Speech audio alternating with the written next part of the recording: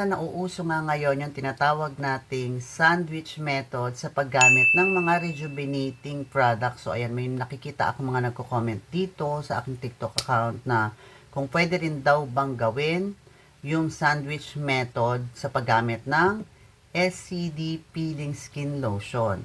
Alam niyo mga ka-Diyosa, to be honest, this is actually a self-experimentation na hindi po ina-allowed kasi ng SCD main office. Meron tayong sariling instruction on our face and body na dapat nating sundin. Kasi ito po is proven na talagang nag-work po in all skin type. Bago natin sagutin yan, ano ba yung sandwich method? Kasi nung una hindi ko rin to alam dahil lang sa may nag-comment ng mga 3 beses na siguro. Hindi ko kasi alam kaya hindi ko sila nare-replyan. Nag-research na ako regarding kung ano ba yung tinatawag nilang sandwich method sa rejuvenating process. Sabi nilang sandwich method, ganito pala yon. Okay, ngayon ko lang din nalaman. Maglalagay sila ng moisturizer sa mukha nila. For example, maglalagay ng moisturizer. Paglagay ng moisturizer, saka lalagyan ng rejuvenating product or SCD peeling lotion. Then after, maglalagay ulit ng moisturizer. Pala yung tinatawag nilang sandwich method, parang pinagpapatong-patong nila. Moisturizer muna, skincare, moisturizer, then skincare. Ayan, ang tanong, pwede ba yan gawin sa ating SCD peeling skin lotion? And disclaimer, this is a self-experimentation. Hindi ko po ito yung ina-advise sa inyo. Same sa ating SCD main office, okay? Hindi pa naman natin to nasusubukan ng maraming beses. So, pwedeng it works on your skin, pwedeng hindi siya mag-work sa akin, pwedeng mag-work sa akin, pwedeng hindi mag-work sa inyo. So, ano ba yung possible na pwedeng mangyari sa skin kung gagawin natin yung sandwich method using SCD Peeling Skin Lotion sa mukha natin? Since ang trabaho kasi ni SCD Peeling Skin Lotion is i-dry yung skin natin para mag-peel siya. Ngayon naman, yung mga moisturizers, ginawa ito para ma-hydrate or ma-moisturize yung mga dry na skin. Ibig sabihin, itong isa dinadry yung skin nyo, ito namang isa mino-moisturize yung mga balat ninyo na dry.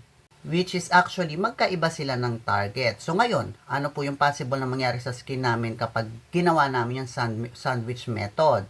Since gumagamit kayo ng moisturizer, mahihirapan po si SCD Peeling Skin Lotion na gawin po yung trabaho niya sa balat ninyo, na i-dry yung balat nyo para mag-peel siya kasi nga ginagamitan nyo ng moisturizer. Ang possible na mangyari, pwedeng hindi siya magbalat, pwedeng mabawasan yung tapang ng peeling lotion, and also pwedeng hindi ninyo maranasan yung full performance ng SCD Peeling Skin Lotion sa mukha ninyo kasi nga nalalabanan ng moisturizer yung pagdadry ng face natin. Pwede rin na mas maging milder yung effect nito kasi nga nakukontra ng moisturizer. So kung first time user ka at ganun ang ginawa mo, pwedeng hindi ka magbalat or pwedeng mag-micropeel ka. Yung ating mga skin irritation, that is normal kasi sa mga rejuvenating product, meron talaga siyang redness, itching, or swelling, especially pagdadry ng skin natin and also the peeling effect, pwedeng mabawasan yon. Hindi siya ganong intense. So, kung first time user ka, hindi mo mararanasan yung lahat kung gagawin mo yung sandwich method. However, kung sensitive skin ka, possible na okay yun sa'yo. But again hindi ko pa ito na-try kasi hindi naman ako sensitive skin, tinanong nyo lang.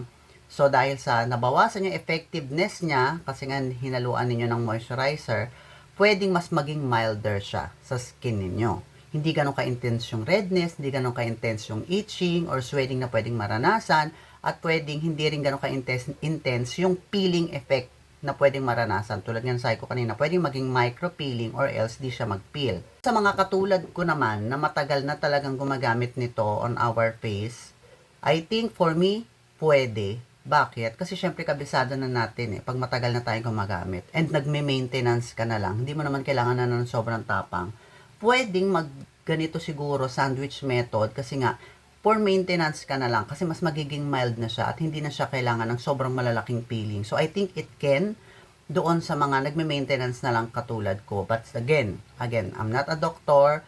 Sinagot ko lang yung question ninyo, shinare ko lang sa inyo yung mga possible na pwedeng mangyari kung gagawin nyo yung sandwich method on your face using SCD Peeling Skin Lotion. So again, hindi pa to proven in all skin type. So again, para mas maging safe kayo kung ano yung nasa instruction, yun na lang ang sundin ninyo. Hindi ko pa rin to ina-advise sa inyo, okay? So depende na lang din yan sa inyo. You have to take the risk kung magiging okay, kung mas magiging okay to sa skin ninyo or hindi. Kung hindi, itigil nyo na lang for your own safety. Okay? So, yun lang mga ka-Diyosa. Hopefully nakatulong ang video na sa iyo. And for more product knowledge and video tutorials, don't forget to follow my TikTok account, RC Diyosa. So, yun lang and have a great day po.